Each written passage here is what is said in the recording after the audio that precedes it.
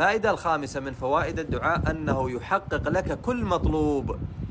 هذه فائدة عظيمة، أن الدعاء يحقق لك كل مطلوب.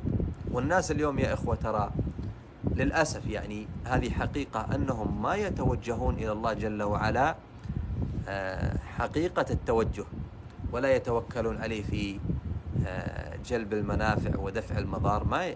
ما يتوكلون على الله جل وعلا ويعتمدون على الله ويستشعرون أن الله جل وعلا هو الجالب لكل خير الدافع لكل شر سبحانه وتعالى.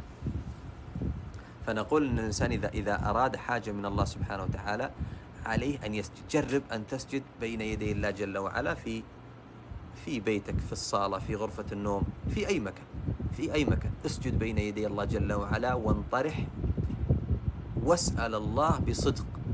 اسأل الله بصدق وألح على الله جل وعلا. ألح على الله جل وعلا يعطيك الله حاجتك. ولذلك الأنبياء عليهم الصلاة والسلام هم القدوة المثلى للمسلمين. الأنبياء كانوا ينزلون حوائجهم بالله سبحانه وتعالى. أيوب عليه السلام لما مرض أصابه المرض 18 سنة فزع إلى الله سبحانه وتعالى وطلب من الله. يقول الله جل وعلا: وأيوب إذ نادى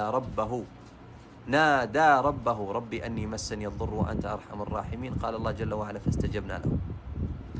وكذلك زكريا عليه السلام لما كبر وبلغ من العمر عتية وشاب رأسه وامرأته عاقر كبيرة دعا الله سبحانه وتعالى.